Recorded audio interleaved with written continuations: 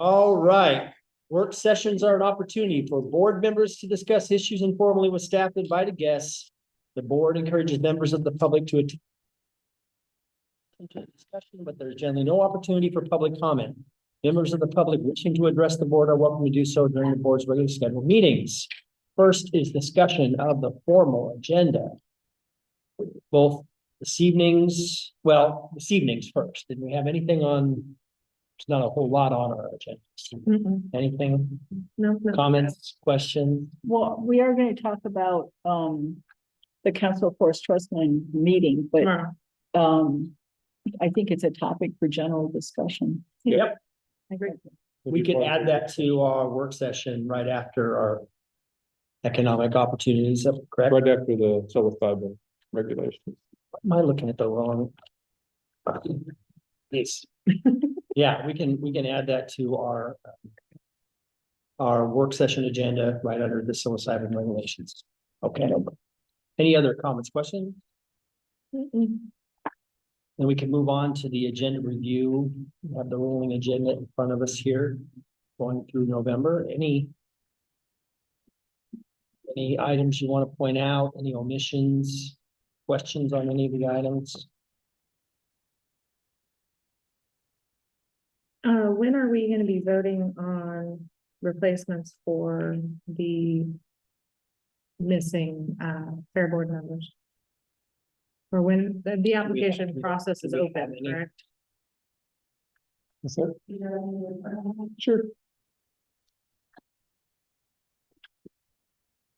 We have received 4 applications and we are working with Teresa to reach out to them just so that Kyle and I can talk to them so they understand the roles and responsibilities and the relationship of the Fair Board with the county and the MOU and everything. And so then our intention, they meet next on October 1st. And then you all meet in a joint Fair Board session on October 9th, I think it is. And so we hope to be bringing something to you all to take action on, probably at that second meeting in October. Excellent, thank you. Okay, Yay. great. Thank you, Monica. Anything else? Sometime I want to talk about water. I think it's always been an issue. The state of Oregon doesn't appear to have an integrated, I would call it, water management system. And more frequently, not just in rural parts of my district, but in other places around the state and really around the world, water is an increasing issue. So TJ Heacock said the other day, maybe we need to have a reservoir system. And I thought, isn't that brilliant? So I asked Commissioner Magruder, hey, want to have a conversation about developing a reservoir system, given the approval of the county manager for staff to go down that trail? And she said, why, yes, I think that would be an excellent idea. So maybe take it to Rep. Owens and Rep. Helm and Senator Weber would be interested in it.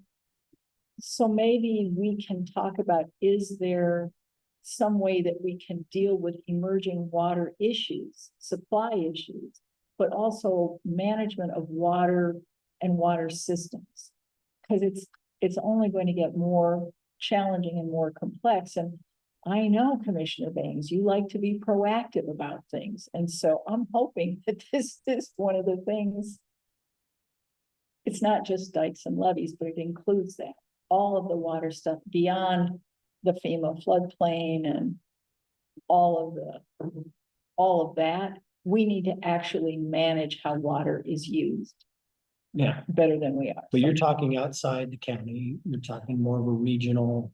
I guess, Okay. usually, yeah, that's how it turns out. Well, because we can't, as a county, as far as I know, set up a system that goes that far beyond what the state's doing. Is that?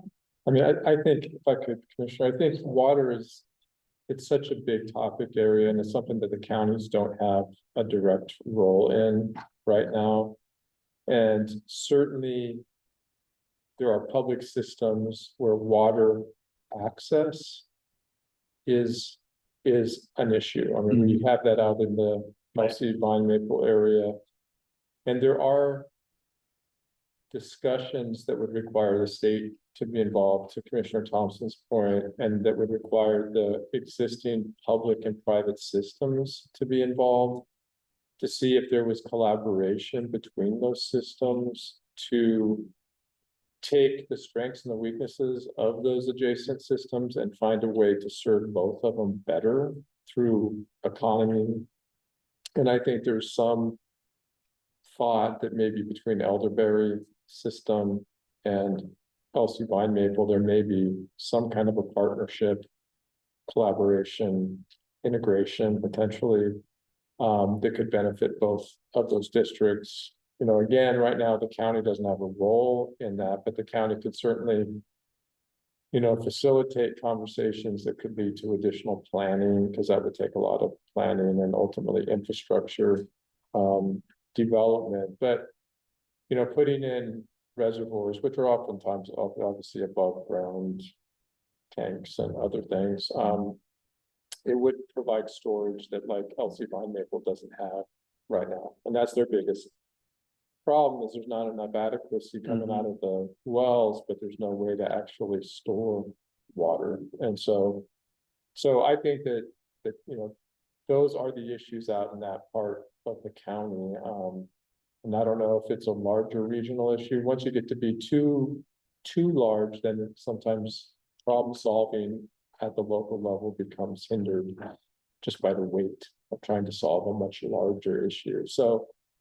So, you know, right now with the Kelsey Vine Maple, they have a consultant on board that is looking, I think it's a hydrologist, geologist, who is looking to see if there is the likelihood of available water adjacent to the current well. And so they should be getting a report in the next month or so, and then that could lead to a solution for Kelsey Vine Maple, or it may not. We just don't know. And so we're kind of waiting for that. But even if that happens long-term, there still may be some integration between these two systems that might pay some dividends. Because right now, you can't really have any development or anything out there because there isn't the infrastructure. And so I think there's certainly conversations that the board may want to pursue, with those systems, but also with the state to figure out what is a path forward. But we would need to have the state be an active partner on that kind of a project. And So- the bankroll. And the bank, Yeah, well, that's part of the active plan. well, but, you know, because the elements, there's a water supply issue. And maybe a reservoir could deal with some of that because we're having more torrential rains and then, you know, longer and hotter, drier weather. So storing the water that comes and not losing it makes some sense. And investing in an infrastructure that would hold it makes some sense. So that's a supply issue. But there's the governance issue. Because if there isn't capable governance for an essential public need like water, it gets very challenging to support community well-being. Because we don't have a legal authority, we don't have the money for sure, but we have the interest in taking care of our people. And that leads me to think about exploratory conversations, because it gets very complicated very quickly. But people who are on boil water orders or people whose water is being shut off, I mean, that's a big deal. And then after the supply and the governance, then comes the pipes and valves and the pumps. So there's mechanical, there's administrative expertise, which people don't always have or know they need to have. And there is the natural resource. So complicated, but still necessary to consider if we're going to look at life. Well, yeah, I'd be in favor of having a discussion about it. I know there's been a lot of work done over the years, and I don't know whether it's the county that had been the resource behind it, or like 20 years ago, there was a regional water study that was done for the county. And it could have been could have been coastal zone management or something like that was part of it, but it'd be good just to go back and review some of the work that's already been done. Yeah. Yeah, I think just, if I might, one of the pushes that the staff has been wrapping our heads around is the levee systems right now, because of the FEMA buyout and the challenges that the buyout is gonna create for buildable lands, and not having mapped levees in the Warrenton area certainly is problematic. And so we're having a meeting with Aquila and with staff on Friday, just to wrap our heads around what that might look like. Because again, the county is not the governing body for these levies, at least the Warrenton ones. And so, but we may be able to help facilitate some kind of a process to move forward, but that's gonna take a lot of time too. And I'm just throwing that out because when I look at the impacts of FEMA and the urgency of that, knowing that we may or may not get any reprieve, but 60 days, which is what's been asked for, isn't gonna be sufficient for us. And so, so we are gonna put some effort into that short term, see if we can figure out what a path forward might look like with the county and the city's, partnership, and hopefully the state. So I just want to put it in context that that's kind of the first thing coming out of the barn will be that. So, Yeah. And we're going to continually work with the Elsie Vine Maple Water District or water Evergreen system, Acres. Evergreen Acres Water System, to continually try to help them identify some additional water source, and when they don't have water, provide water to the community. So Grateful for that. Yeah. Gnarly issues. Yeah. No easy solutions. Big issues.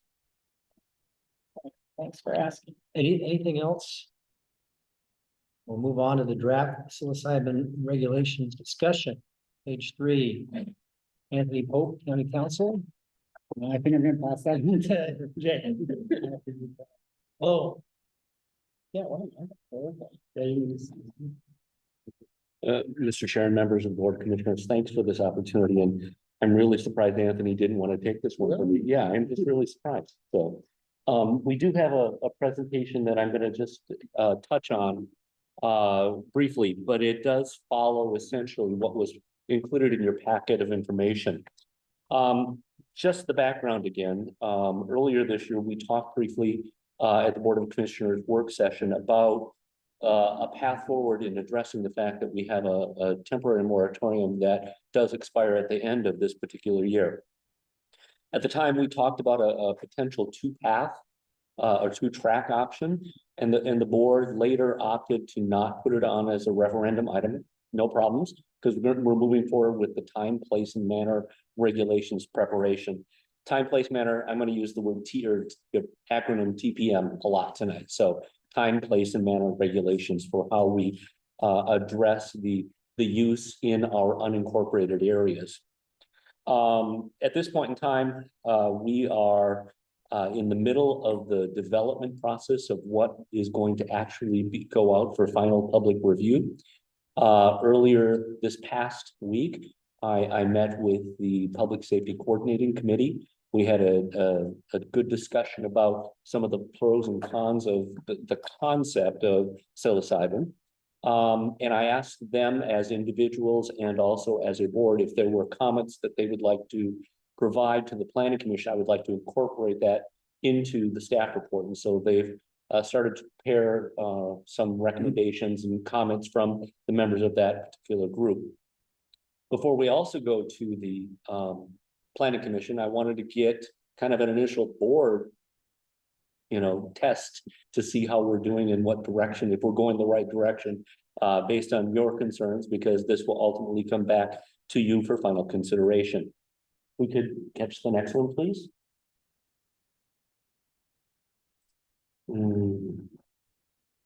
There we go. Okay. So we've developed a draft TPM ordinance that has three general areas. The first of which is definitions. We have to clearly lay out the things that we're going to regulate. What are they? These terms, psilocybin, that are listed up here, that were also included in your packet of information. All of these terms and the definitions I've taken directly from OAR.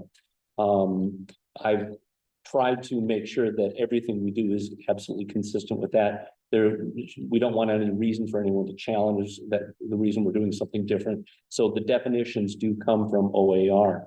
And so there's really not a lot of discussion on those. I'm just saying there's not a lot of options for us to adjust those. The next page, if you would.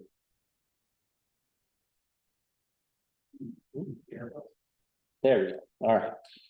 This is where we do have a little bit of flexibility in how we address these particular issues. And that is, how do we regulate the operation of these types of uses? This comes in generally section 3 or chapter 3 of the law doc, the development code. It's the operational and locational restrictions. The ones that I have suggested that were included in your packet of information are ones that were drafted by other counties that I've tried to accumulate in ours. Big presumption on my part is that if any challenges were going to occur, it might have occurred by now, guessing, hoping, and that if we were to follow some of those same models, we would not open ourselves up for any sort of legal, not an attorney, but I figure if someone else has already had it tested, it should be pretty good. So we'll hopefully that's where this goes, where we require that any of the operations be done within a structure. We limit the size of the structure. We require all of the same licensing requirements of the state of Oregon. It is not allowed as a home occupation. There isn't a workaround for someone to do this in their basement. It has to come through a formal review process. This is one that this particular one came from the LCD. It can't be done as a farm stand. I thought that was kind of an interesting one, that evidently someone has tried to do that and the LCD has said, no, that's not going to be something that they're going to want. I did take from Deschutes County 1,000-foot setback from all types of schools. And I took the hours of operation recommendations from OAR and the suggested recommendations from the state. If we could hit the next one, please. This is another area where we do have a little bit of flexibility. This is the areas in which these types of operations can go. Did you want to go ahead and ask a question? Well, Yeah. the previous slide, one thing I would like to add to it potentially is that not only be located within a structure, but with proper security. Don't want anybody breaking into anybody's property, so on and so forth. And then on licensing requirements, to be that they have approval of their water district that they are in, because as we just spoke about, our water districts are so tender. And I don't want to throw an extra wrench in their works, so. Excellent comments, Commissioner Banks. A similar comment was raised at the PSCC meeting, and so that is one of the things that I plan to bring to the planning commission as well. Yeah. But in that regard, I would like to have us consistently refer to clear and objective standards. Because there are sometimes, we all have feelings and we all want to do the right thing, but clear and objective standards that are data supported, I think is the way we want to go with this. If I could add to that, if we go back to security, I have seen some requirements for fencing around these operations.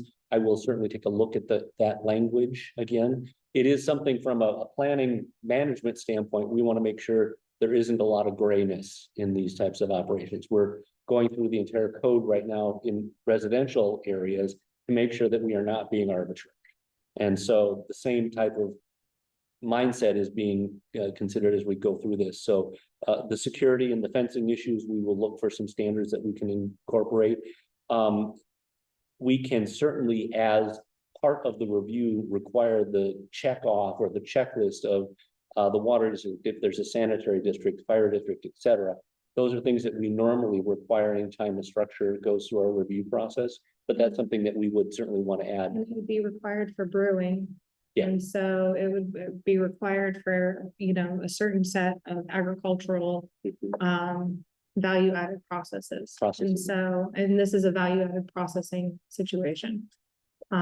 Which I feel like water usage and, you know, even, you know, septic, I would assume septic use just because it's unincorporated, but that they have the proper abilities to not only feed the plant, but Take care of it. do the things they need to do with the plant. Yes, the end byproducts, yeah, yeah, all of it. Arch Cape, for example, does have a sewer district, so it might not be, I mean, we don't know where this will happen. One of the things that's maybe hard for all of you to imagine is I'm not an expert in mushroom processing. Neither am I. Okay, so I have spent some time, you know, learning what other counties have done but I think it is unique that we do have areas that have wastewater treatment systems that are not septics. And so that sort of check off is something we certainly can incorporate into our review. So, And just from, you know, Swenson, they apply a certain gallon, they've raised the fee if you go over a certain number of gallons a month or whatever. And so, I mean, that could be a way that a water district handles it, but I do want the communication with the water districts, especially in LC Vine Maple where there's already a shortage of water. So you can't support that if it was gonna open. So. one of the research areas I have between now and the end of the month is what are water usage for the And I could be parameters for this. completely off base, But- I'm putting it out there. But I want to be able to answer that question, and I don't know that answer at this point, so it is on my list, so thank you. Thank you. And this next area is the area, again, we do have some flexibility on the districts where these types of operations would be allowed. If you look at the three principal uses, the first one is psilocybin farm use. That is simply the growing and the term that I was told was pre-processing of the materials. It is not the actual transfer of the materials into the final product. That is a manufacturing process. So the farm use would typically be allowed in our ag forestry areas. And this particular proposal, and again, it's your final decision, is that would be a type 1 use or a use that would be allowed with parameters. The parameters that we've outlined before, it had to meet these certain types of operations and so forth. The processing of that, the making of the materials that are ultimately used in the different products, again, not an expert, we have put into manufacturing and processing. And we have required a condition, or the proposal is to require a conditional use permit type process for that. That requires notification of all surrounding property owners, all agencies and so forth would be included in that. I pause you there. Oh. Go ahead. Well, sometimes neighbors may have the idea that if they receive notification, that gives them veto power. So when we're communicating with neighbors, I think it's important to say what that notification empowers them to do and what it does not empower them to do, because I think that has been unclear in the past and has created misunderstanding and heartburn.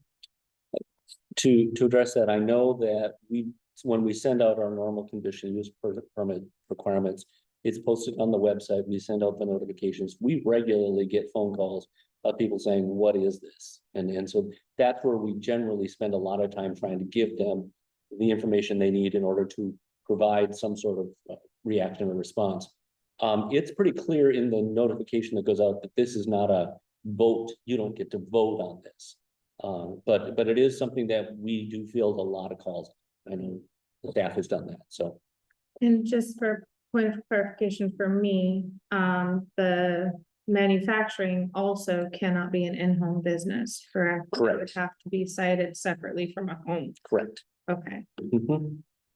We don't want to, yeah, none of it is in-home business is kind of what I'm getting to. it is a Any- separate process. Yes, all three columns, not in your basement. Yes, Okay. that that is the intent here. That is the intent here is that, yes.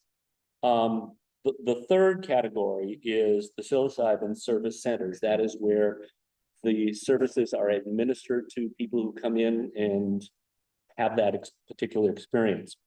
There were two general commercial type districts where we would allow offices or medical facilities. And so I selected those two as two places we could start. I mean, there's tourist commercial and there's all sorts of other smaller categories of commercial, but this is where I thought we could start. So Are those also the same two that are only available commercial zones for our economic study that we're doing? I'm just throwing out a possible, it is an interesting question. We did have one gentleman at the planning commission ask whether or not we should consider this an economic development opportunity or not.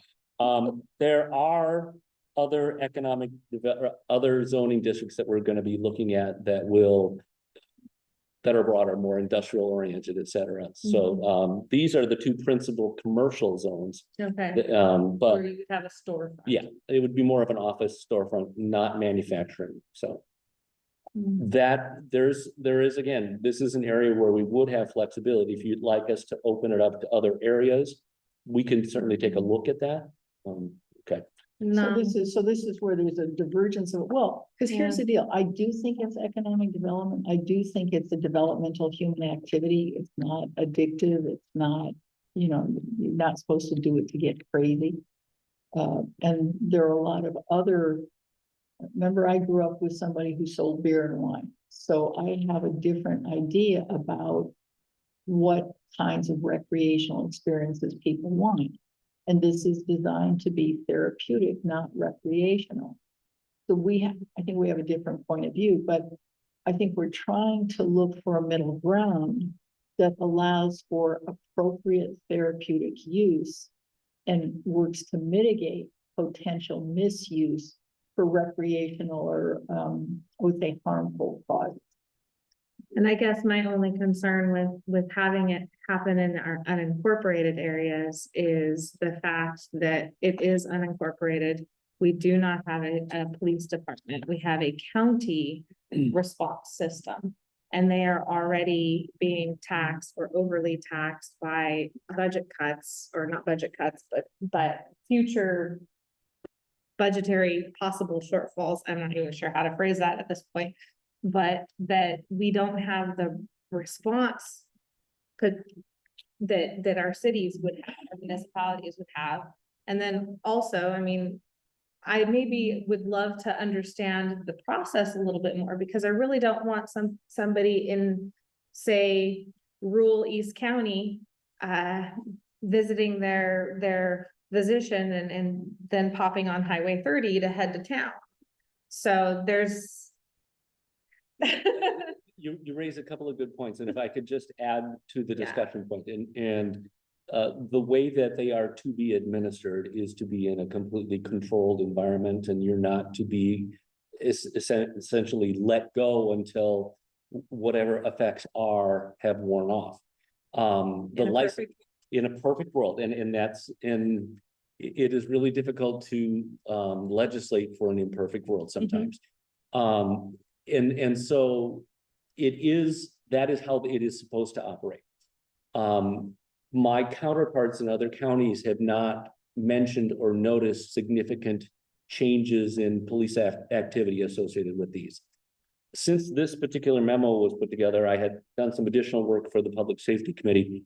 There's only one on the entire coast, and it's in Newport. The rest of them are in the Valley and in Bend. And so it really has created a tourism industry in other parts of the county. So in fact, one of the discussions that we had at our PSCC meeting was it is a burgeoning tourism industry. And so it is a challenge. And I don't mean to say that lightly, but it is one of those things that it's a little bit of the unknown.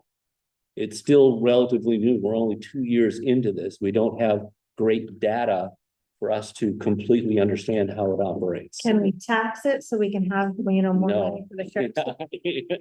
That was one of the issues that they did not follow with this, that they did for the marijuana, cannabis. use.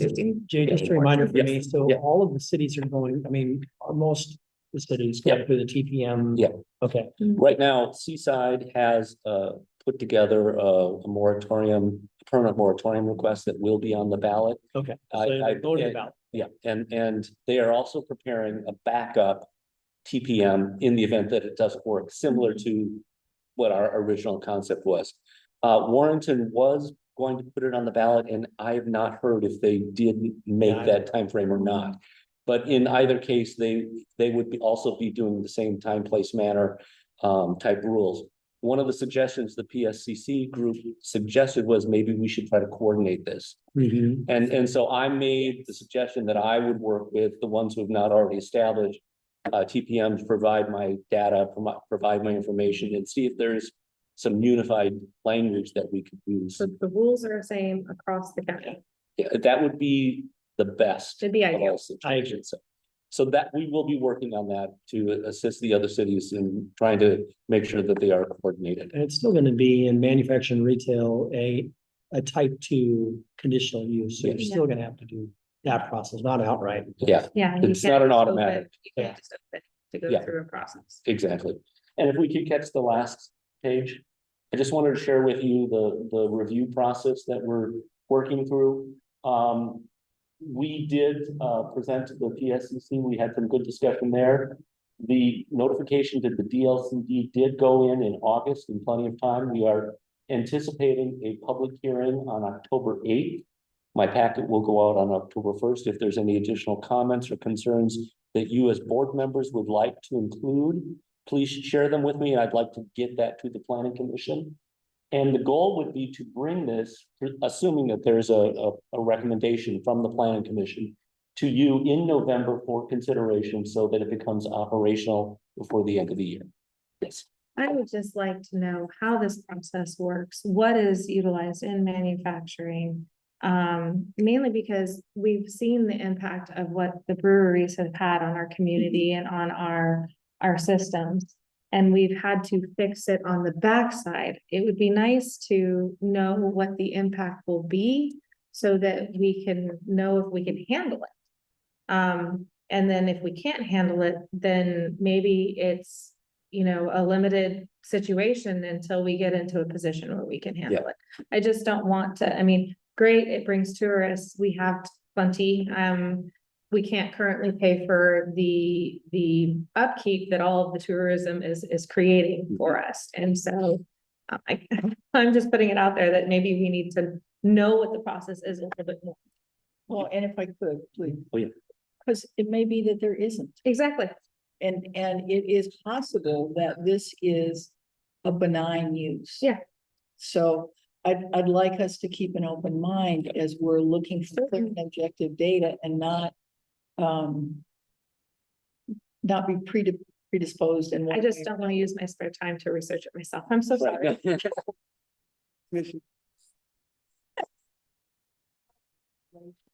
For the people who administered it. And regardless of whatever criticisms exist, it is designed to be a thoughtful process, not a get crazy recreational thing. And so, If people want to get crazy, you go do you, I don't care, but I think that it's something that we need to know. Yeah. So that we don't get caught later having to solve a problem that was created by it. Commissioner Bangsa, it is an echo of the same comment or question from PSCC, so it is on my list. You are essentially reiterating what I have already written down, and so that will be part of my review. Thank you. Yep. And then ultimately, the goal is for you to adopt something. My only direction I was hoping for this evening is, would you like us to provide something that is more restrictive or less restrictive, or this is pretty much down the middle in my estimation. I think it strikes a good balance. I think you've done a good job by identifying, those zones that would be appropriate. I think that working with the cities and getting some type of cooperation would be fantastic. If Yeah. we could get something across the board. But no, I'm comfortable with the way we've gone about this, and granted, there's some questions about resources, Mhm. but at the same time, Resources and infrastructure is what I'm Yes. worried about. yeah. Yeah. Okay. But in light of not having those answers, I think this, It's a start. Yeah. And I will commit to having some additional information for you as this whole thing moves forward. Yep. And then let's, because I agree with everything you said, and if there is some, in terms of benign impact, if there is a burgeoning industry that's developing that is less, I would say, demanding on resources, public resources. If there are increased revenues that are generated, I'd like to know about those as Mhm. well. As long as you're talking to people, if you can look at the positive side as well as the negative side. Okay, I can do that. Maybe these are our next trees. You know? I just, very quickly, an aside, when I was working for the city of Warrenton, there was a gentleman who said, he called and said, I want to put Warrenton on the map.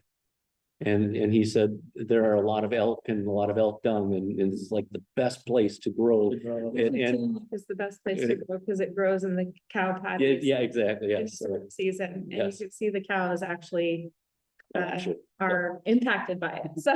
At the time, the city of Warrenton said, we don't want to be on the map for that. Oh, Yeah, I know, so, but thank you for your comments, and we'll be back in about a month or so.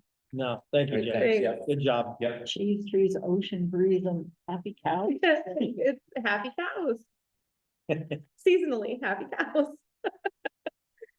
Okay, we're gonna take a little time to talk about the Mhm. ODF and small groups, and I'll go ahead and turn it over to you. Yeah, so just a brief overview of the last year. We were told at the beginning that the small table group couldn't really communicate with the outside world about anything.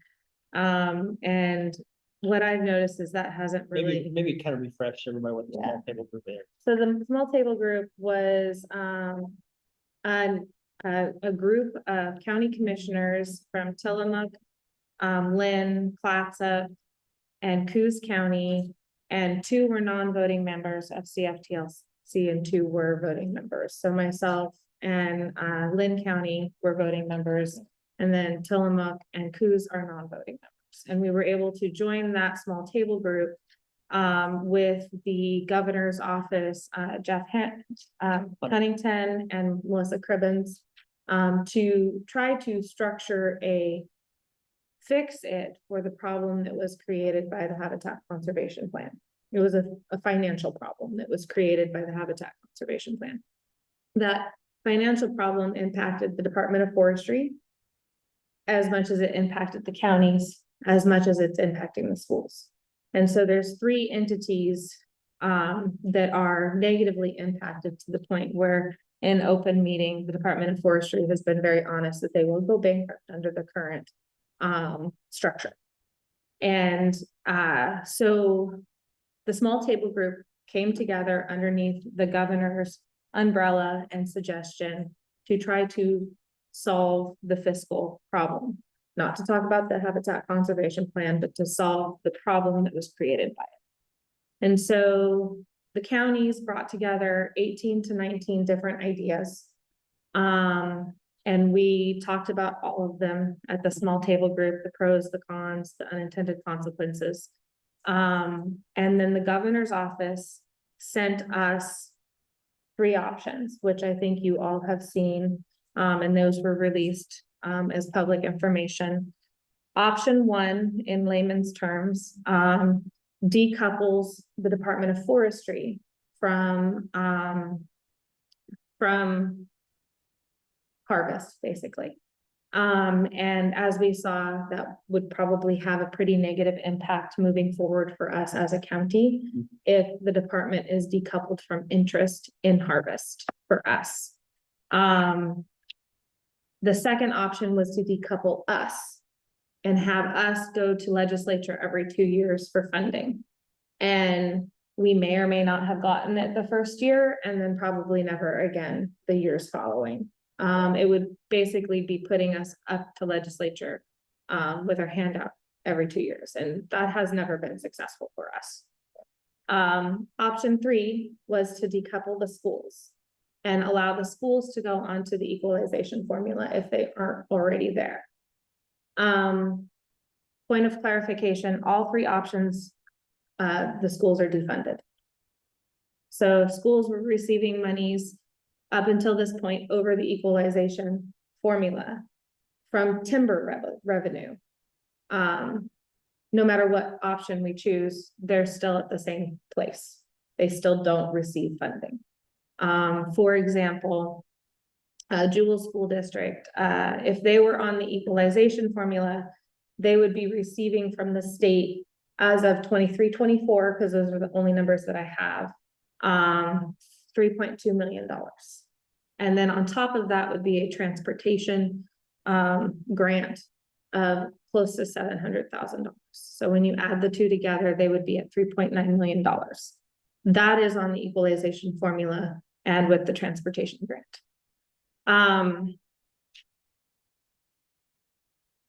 If they are under, if we choose option 1 or option 2, they're on the equalization formula anyway, because the projected revenues for them are $1 to $2 million a year. And so they would automatically trigger the equalization formula. So if you don't know what the equalization formula does, timber revenues would come in to the school district. And then the equalization formula would come into the school district. And then if there's an overage, the school has to pay it back to the state. So the timber revenues would go somewhere else in the state. They wouldn't stay in our community. So they could go, you know, to feed and support another community. And so what option 3 was going to do for us was to pull the schools out, have the equalization formula take over, because it would result in a net negative for our most impacted school in the county, as Jewel. But when we entered that small table group meeting with the K-12 entities, the Superintendent's Association, the School Board Association, they hadn't heard about it. We kind of, as commissioners, came into a blind situation, and they were very, very, very adverse to it. And so we kind of pulled back, because if K-12 isn't going to support, or if K-12 is going to actively fight against this, there's no way it would pass in legislature. I mean, then that's just my opinion, but that seems to be a shared opinion among the group.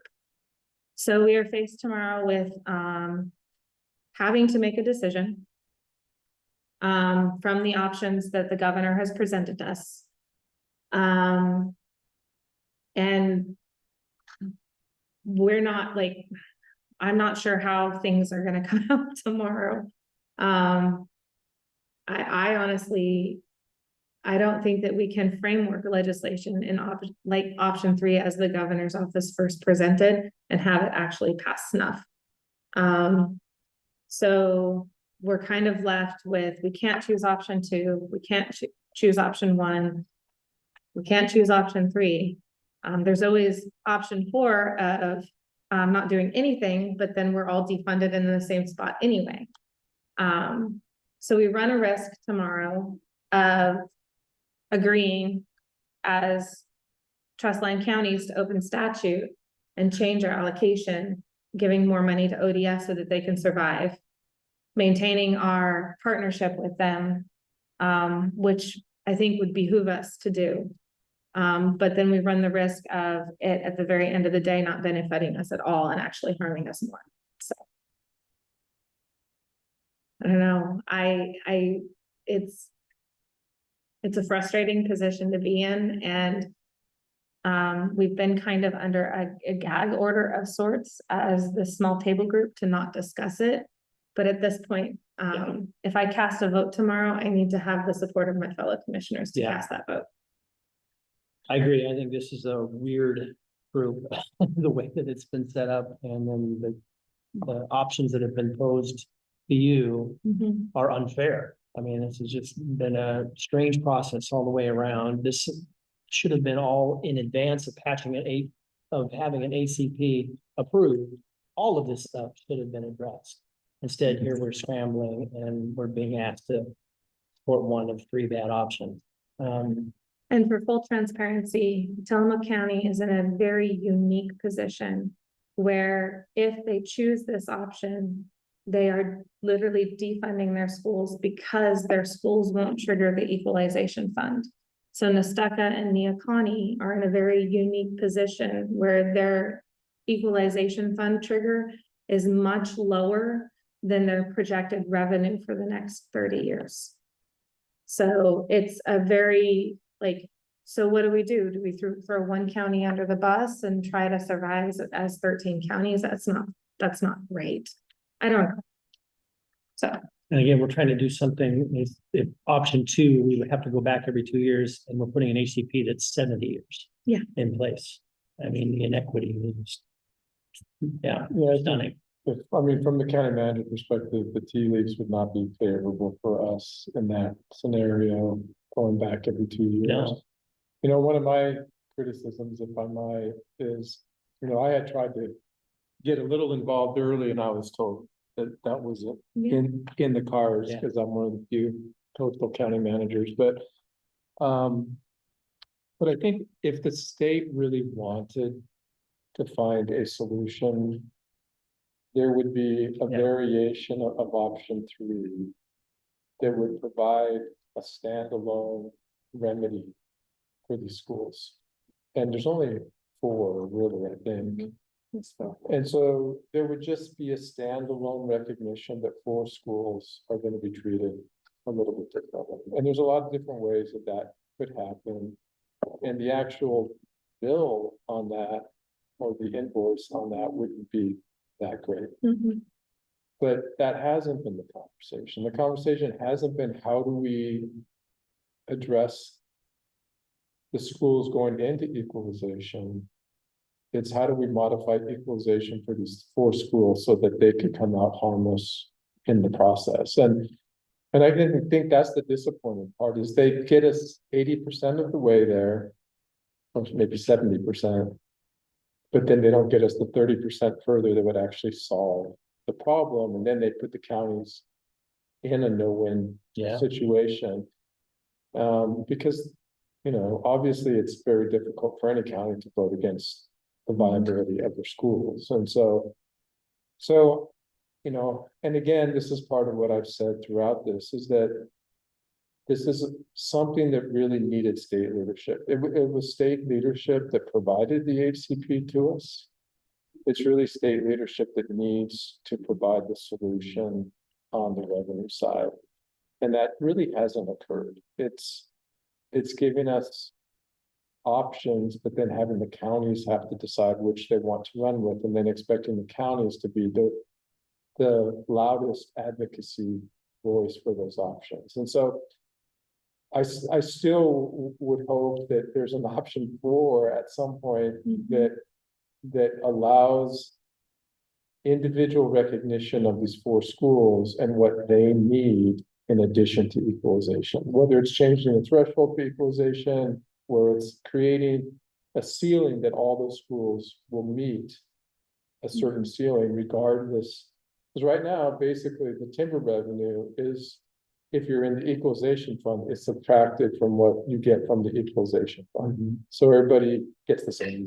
You don't get benefit from the timber. It just allows the equalization fund to go further. Yeah. And so, but there could be tweaks to that if they wanted to. Well, and when you say tweaks, my conversations have been, the bill isn't written. So we can go option 3. That allows our representation to write the bill. And at the end of the day, if we end up not liking it, or we can't tweak it enough, then the bill fails. But at least we've kicked the door open and allowed the opportunity to write the bill. And I think that for me, my thought process for tomorrow is I'm not happy with option 3 as it is. And it's kind of funny you brought up, that they could have done multiple different things for these 4 schools. We've asked all of those things. We asked them of K-12, but we also asked them of the governor's office. I even, there's that rural county fund, it's a very small rural county fund, that is allotted to all rural counties under a certain population, it's very small. But I was like, that's a methodology we could have followed for this. So those statements have been made, those questions have been asked. I think we just need to kick the door open and see what legislation can be written. And just one thing, you said prior to the schools coming in and voicing their concern, sounded like people were voting for option 3. Yeah, we 100% were led to think that option 3 had the support of our schools. And so I can't say that anybody directly said that to me. Okay. But when I walked into that meeting, I walked in under the assumption that conversations had been had with K-12 already. And I walked in with the assumption that they were on the same page with us and that this was a question and answer session on how to solve it. So it was not that way. So. Mr. Thompson. Thank you, sir. I'm looking for a non-pejorative way to say it. I'm not trying to get, okay. The fact that the governor's office did not do the necessary political legwork and exhibit the necessary political leadership with K-12 to make some kind of reasonable accommodation that would have secured their acceptance and support of option 3 has turned all of this into Sophie's choice, Oregon style. That's unacceptable.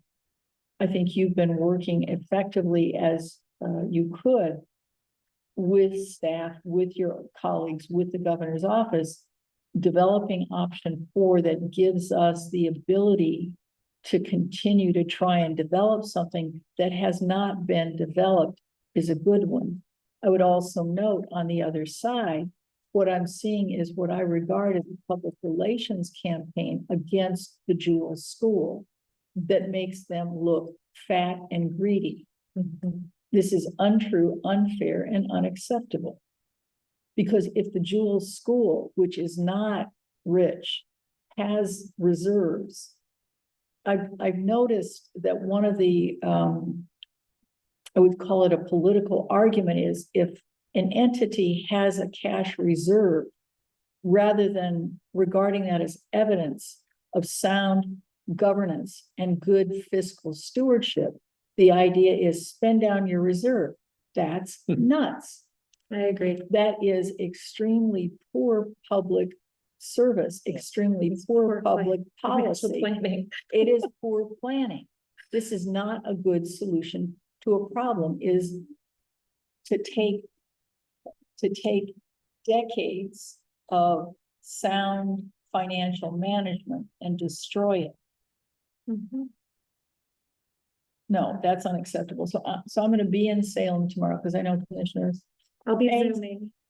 She'll be zooming. She'll have the vote. I'll be there to support her in any way that I can, so that we have another option that allows the staffer for the Council of Forest Trust Lands, very capable staffer who's an experienced legislative person, experienced policy person, who understands our issues both on the schools and the department and the counties, who will be, we hope, our effective advocate in doing the legwork that was not done, that, here's a make wrong, that should have been done. You weren't allowed to, the governor's office didn't do it. That's disappointing. I hope we can go forward more effectively, because where I get radical. If Jewel School fails, there's a black hole in the middle of Clatsop County. This is not a positive development. What we're talking about is a community anchor institution that supports the well-being, not only of the people who live there, but everybody who drives along Highway 26. So what I've seen is that our problem doesn't become their problem until they feel the pain. Eventually, they would feel the pain, but in the meantime, a failed school, a failed community, and devastating impacts on us in Clatsop County. So I like your alternative. I'll go there to support it, and I appreciate your vote. Thank you. I 100% concur what you just said, and just for complete transparency, no matter what we choose tomorrow, 1, 2, 3, or no option, it doesn't change Jules' outcome unless the governor's office gets involved. And so, like, it doesn't change the price point. They will never go above the equalization formula and their current transportation grant. See, all they would have to do, I mean, they could just say that these four school districts will get a grant. Yeah. That goes above the equalization amount for however long. Yeah. I mean, they just acknowledge that these are gonna be treated with an equalization plus methodology for a period of time because of the impacts of the UCP. That's literally all that it would take. And then they could even label it, and I offered this, I said, you can label it. I mean, these 4 districts are shouldering an environmental commitment of the entire state. And so if you're gonna ask for tiny budgets to shoulder the entire burden of an environmental commitment of the entire state, you've got to pay them something, would be my thought process. There's also an incongruence with the fact that the goal was to make the taxing jurisdictions whole. Yeah. And they're one of the taxing jurisdictions, but they're not making them whole. So it's why are we selecting one subsection of the taxing jurisdictions and treating them differently? I mean, all it took was just option 3 with a tweak. And so that's, I So- think, what we're gonna shoot for tomorrow is option 3 with a tweak. Because I It's not a feel like, technical term, it's well, just. I know. No, I'm kidding. But I think that we need to keep the Department of Forestry whole as our partners. We need to be as whole as possible. And hopefully, once the doors open to write the legislation, we can garner support from the governor's office to backfill. Fingers crossed. I don't know. I mean, these at are this 4 point. relatively small school districts. It's not like it's Portland or Beaverton that has to be backfilled. I mean, Well, so here's a caveat that actually rose the hair of the K-12 organizations.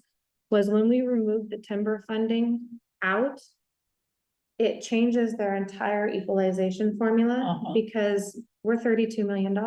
Yeah. And so that was $32 million that was going into schools that would no longer be going into schools. So it would actually be taking money from other schools like Portland. And I think unless they want to make the poll. I mean, that's, Yeah. I mean, that's, Unless they want to go. that's just the thing is the Exactly. governor would have to be willing to make all the different tentacles that are being impacted by the ACP whole. Here's an opportunity to dispel the criticism of the urban-rural divide that the governor's office hears. I mean, Yeah. here's an opportunity. So here's how I'm looking at it. When it comes to the forests, it's all of our forests. When it comes to the funding issue, it's your problem, you know? Well, that's the way it feels. It's the urban rural divide. It's hard to love them. Yeah. And these, Suffering because of it. we're suffering, but here's the thing, these are our friends and neighbors. We're gonna do the best we can to Yeah. help them see the reality that we see. Cause I believe that they see a rhetorical reality that doesn't include that. Yeah. Well, we support you. Okay, that makes me feel better because this has Thank you. been rough. Good luck tomorrow. Thank you. We'll see where it goes. I have a feeling it's gonna be a hot conversation. Cause there are counties that have not been part of this conversation and they're gonna have a lot to say.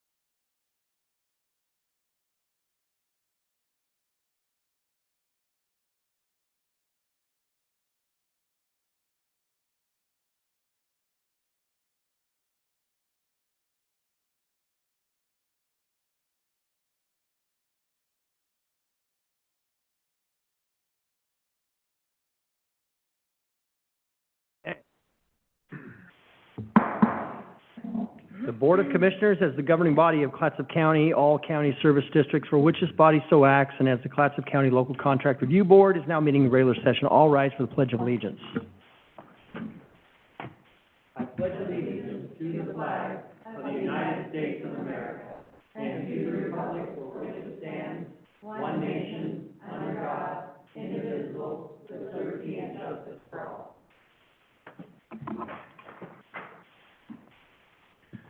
I want to welcome everybody here this evening.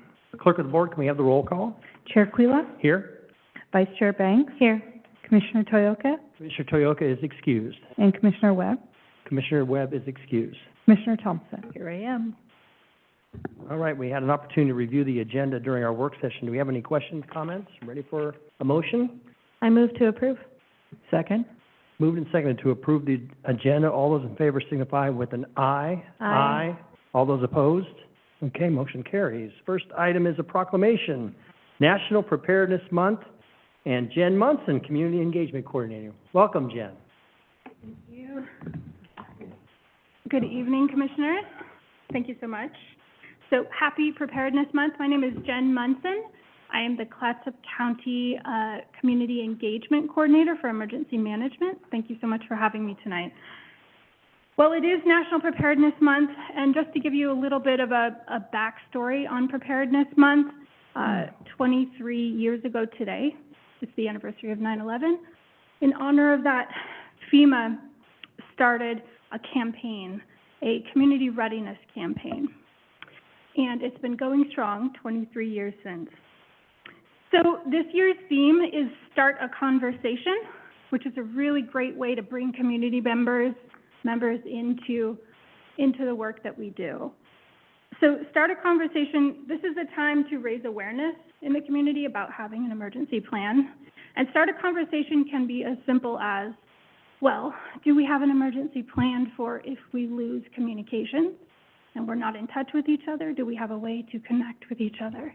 And who in our family is responsible for the most vulnerable members of the family? Do we have a plan for that as a family and as a community? And the thing about an emergency plan is that it can be a little overwhelming.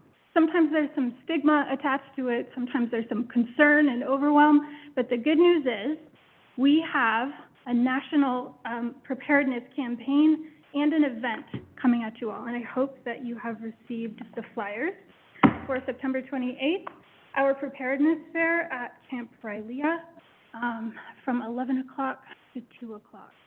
So if you need ideas, if you need resources, if you're interested in free preparedness stuff, if you want to meet Smokey the Bear and play with fire equipment and meet police and fire, Cannon Beach Disaster Animal Response Team will be there.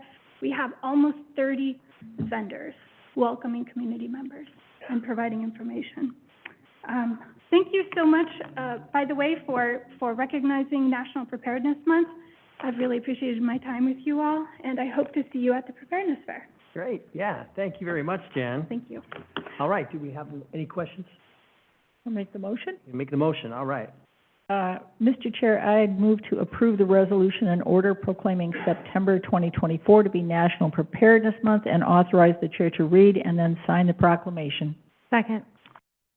Moved and seconded to approve the resolution and order proclaiming September 2024 to be National Preparedness Month and authorize the chair to read then sign the proclamation. All those in favor signify with an aye. Aye. Aye. All those opposed? Okay, motion carries. In the matter of proclaiming September 2024 to be National Preparedness Month, whereas the Federal Emergency Management Agency, or FEMA, announced the 2024 National Preparedness Month theme, Start a Conversation, and this campaign creates an opportunity for Clatsop County residents to join citizens from across the United States in preparing for any type of emergency. And whereas the best way to improve community resiliency from disasters is for individuals to proactively take responsibility for preparing their families and communities, as preparedness significantly increases the chance of survival and return to normalcy following a disaster. And whereas Clatsop County Emergency Management partners with federal, state, local, tribal, territorial, private, and volunteer agencies to educate individuals on local hazards, how to prepare for them. And whereas Clatsop County Emergency Management encourages individuals to take action through public education events like Get Ready Clatsop County and volunteer programs such as Community Emergency Response Teams, or CERT, and the Auxiliary Communication Service, or OXCOM. Now therefore be it hereby resolved that the Clatsop County Board of Commissioners does hereby proclaim September 2024 as National Preparedness Month in Clatsop County and encourages the community to observe this September 2024, dated this 11th day of September 2024. Clatsop County Board of Commissioners, Board Chair Marquila. Thank you very much, Jen. And yes, so September 28th at Camp Raialea for Get Ready Clatsop County. So that would be a great event. I've been out there before, and yes, it's good to see all those vendors out there and so many people from all around the community. Thanks. Next is business from the public. This is an opportunity for anyone to give a 2-minute presentation about any item on the agenda except for public hearings or any topic of county concern. Clerk of the Board, are there any members of the public signed up to speak remotely? No, there are Are not. there any members of the public signed up to speak? No, there are in not. person? Okay, we'll go ahead and close business from the public. Move on to the consent calendar. We have any discussion on the consent calendar? Ready for a motion? I move to approve. Second. Moved and seconded to approve the consent calendar as presented. All those in favor signify with an aye. Aye. All those opposed? Okay, motion carries. We'll start with Commissioner reports and Commissioner Thompson. Thank you, Mr. Chair. Well, we've been talking about what's happening in, I call it the heart of Clatsop County. Evergreen Acres, water system issues, Jewel School. It's hard to overstate the threat to the health and well-being of community members in that part of Clatsop County. And I want to express my gratitude to my colleague, Commissioner Banks, to you, Mr. Chair, and to the rest of the members of the board for the concern that you have to, I would say, protect and nourish the well-being of folks in that part of the world. It's very important, so I appreciate that. I would say on behalf of my Arch Cape and Cove Beach neighbors, they're starting to begin to think about what if they wanted to incorporate. So there's a willingness to consider taking on more responsibility and authority, which I think is, That's wonderful. kudos to the county manager and to my sweet husband who sits on that board and is a voice of reason. So all told, there are, I would say there are threats, but there are also promising developments in all regards, because I think neighbors want to do the right thing by each other. What I would hope is that when Commissioner Bangs goes about her work dealing with forestry, which is such a significant issue in this county still, that that her voice is heard, because the logic and the heart that you bring to it, I find very compelling, and I appreciate it once again. I'll be going tomorrow to be there in person so that we've got a two-pronged approach. I think that's important. I think when Chair Aquila and I both went to the Board of Forestry, that makes a difference, because what we're asking for is ethical integrity on the part of members of the Board of Forestry, and that may be a different kind of conversation than they're used to having. But I think to the extent they're able to respond to that, I think they were helped by the article that appeared in the Astorian, and I'll look forward to having those constructive relationships that help secure a positive future for everyone here. Thank you, Mr. Chair. Yeah, thank you, Commissioner Thompson. Commissioner Banks? Thank you. Tomorrow, yep, I will be via Zoom for the CFTLC meeting, voting, I think, so that hopefully we can begin writing legislation to fix a problem that we didn't create. So I think that that has been probably the most bitter pill to swallow in this entire process, is that we didn't create the problem, but we are being directed to fix it. And you spoke very well about the frustration that that creates for us as a county. And I have used the phrase environmental commitment for an entire state is being shouldered by so very few. And we are rural, and it has been a frustrating process. I am grateful that the governor did convene this group. I think that at the end of the day, had we as 14 counties tried to do this on our own, I don't know what that would have ended up like. And so I do appreciate the guidance and the organization of the convening group.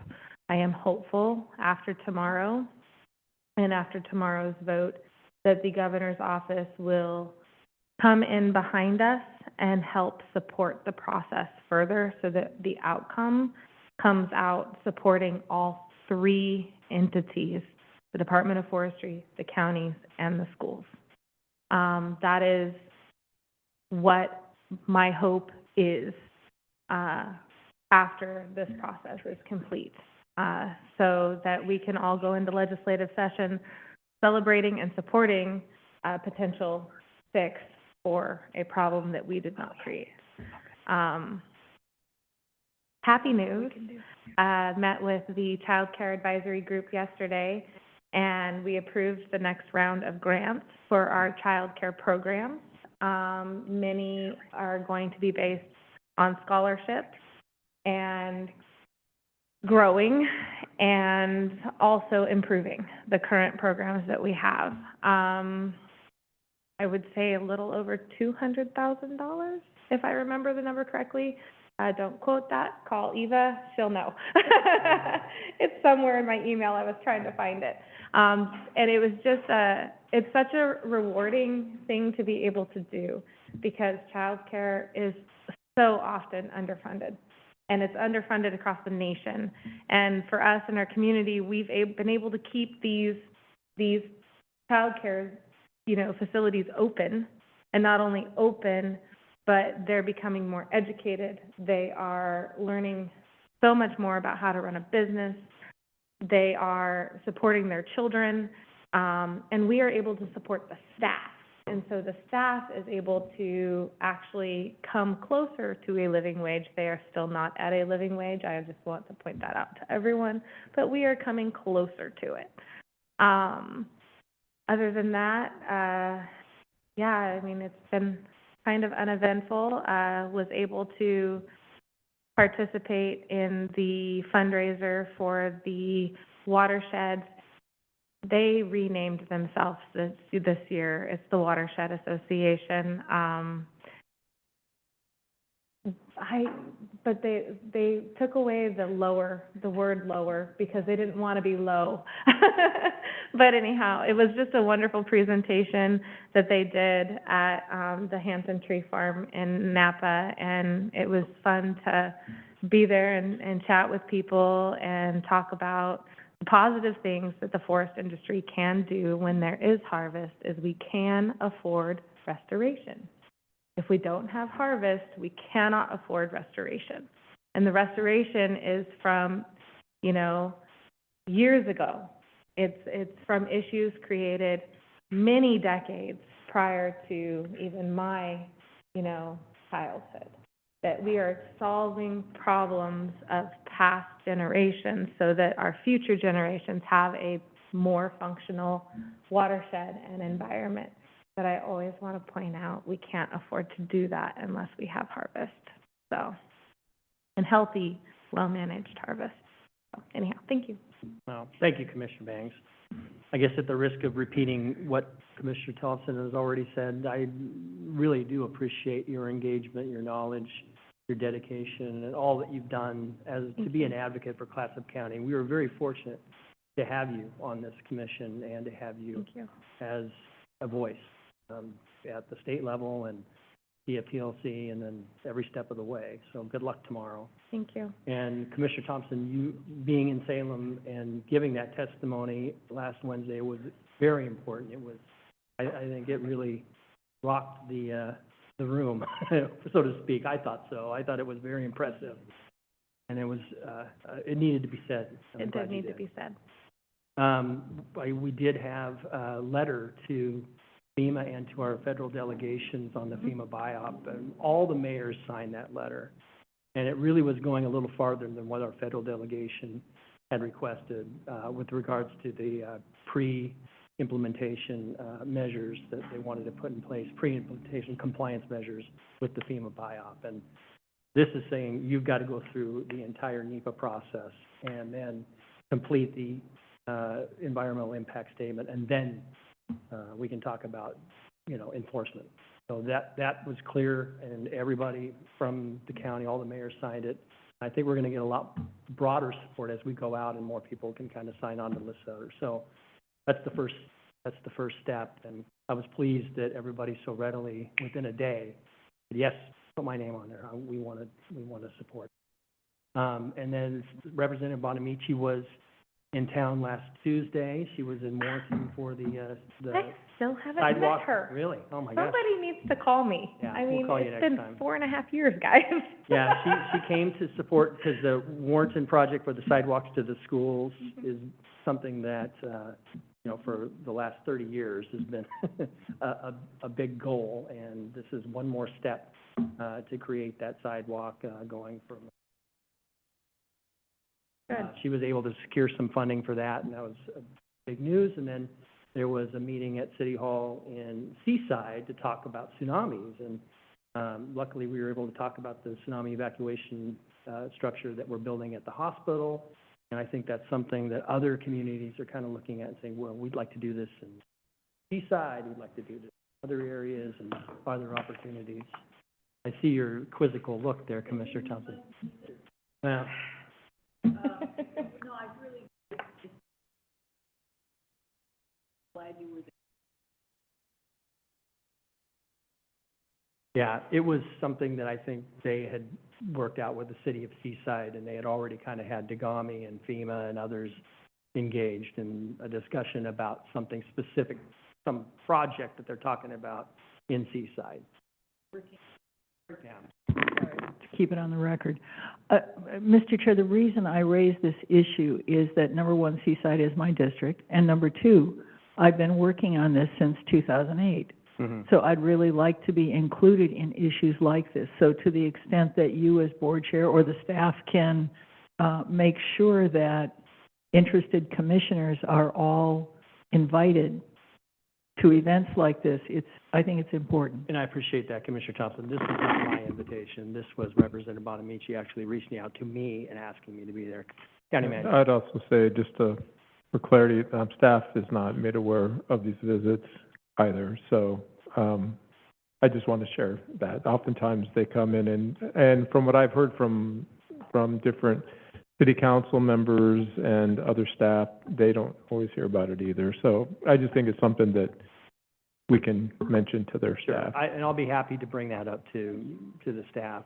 And this was specific to the project at the hospital. And I've been very involved with that as far as securing funding, and that's why they wanted to talk more about it. I just want to meet her. Yeah. Well, definitely, we'll have to, when she's back in town, we'll have to make I sure had that one happens. opportunity, she got in a car accident, Yeah. so. Oh, yeah. You Oh, that's remember? right, that's Yeah. right, yeah. Okay, we'll do one. Then we had the NOAA meeting on Thursday last week.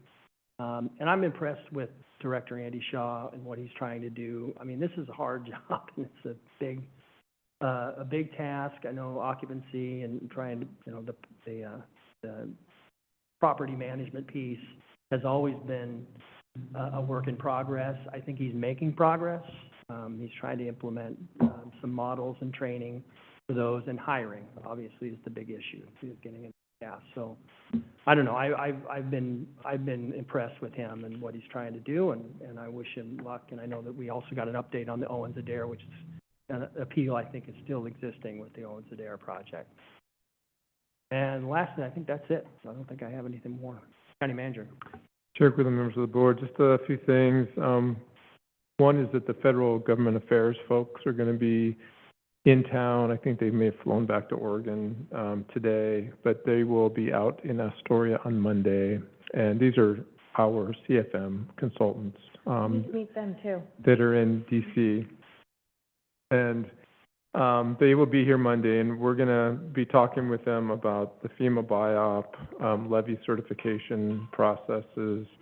And then we'll be going out to Tongue Point to meet with Commander Salen of the Coast Guard, and as well as a Hayek looking at the boat lift and talking about some of the BIOP issues that are going to occur out at Tongue Point that'll make economic development a little bit more challenging too, since that's in the floodplain. So we're going to do that. We just want to make sure that they go back to DC understanding the very unique challenges that the BIOP is creating for the North Coast. A reminder that the Esperanza Village grand opening in Seaside is going to be September 18th at 3:00 p.m. And just to put something on your radar that's not immediate, but it's by June 30th of 2025.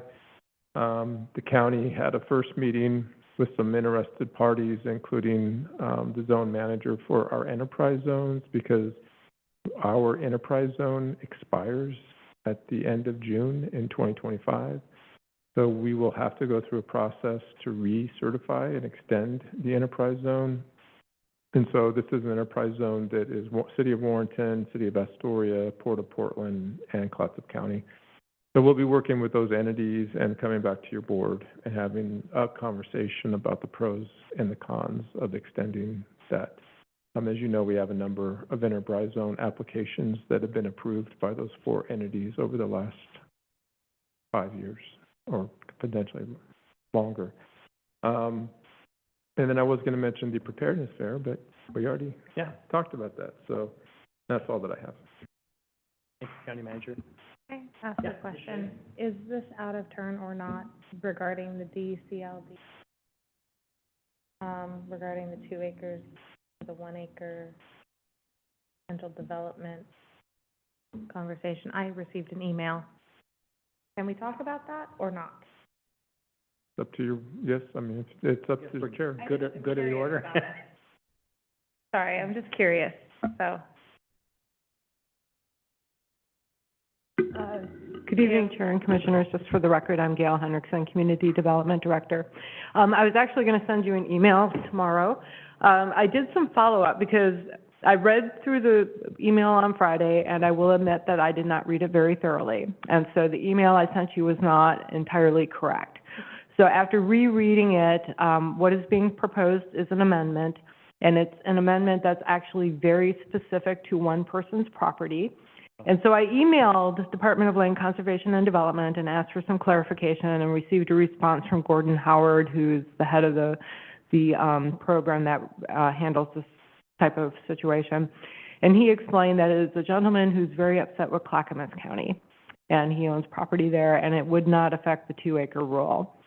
So we had this discussion with the Planning Commission yesterday morning, and what I told them is, first of all, until I received this petition, I wasn't even aware that there was an repeal process. So I'm going to do some more research on that, and then just see, maybe contact our county council, land use council, and see if we would have an opportunity or a path forward to be able to file even a petition request on the 2 acre lot size.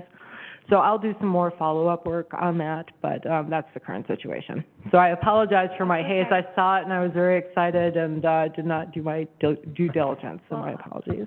You got other people excited too. Well, I just want to make note on this conversation that there is a lot of lot zoned 1 acre that can't develop 1 acre. And so if we had that potential to petition, I'm not asking to go out and change our zones. It's the stuff that's already zoned. Mm-hmm. And that's why Napa always looks so weird, is because you have all these 1 acre lots and all these houses and communities built, And then after, what was it, 1990? October something 2000. Yeah, it couldn't happen anymore. And so now we look like a wonky donkey out there. And so the community is just, anyhow. Yeah. So I thank you. You're welcome. And again, my apologies for my That's okay. haste and I sending was that out to you. excited though. I know. Follow up, wait. Well, because I called you right away. Yes, you did. I was I amazed. did. I was on the phone immediately. Well, because if we're talking about the governor's mandate to increase housing Housing. units, how do we do that? And if this provides an avenue, again, looking at what should be doing, who should be doing what and when and how to meet those standards. I mean, it's a robust community discussion. It's always a sweet community discussion, but it's always a robust community discussion. And if there is an avenue so that it could happen, I think we should know about that. And So staff will do additional research on the appeal and the petition process, and we will bring something back to you maybe in the next month or so. I mean, if Clackamas can do it. Hasn't been done yet. And thank you. All right, anything else? Thank you. Anything else we can put Gail on the spot on? No, I'm All right. sorry. All right, anything else for the good of the order? Nope. All right. Made it by 6:30.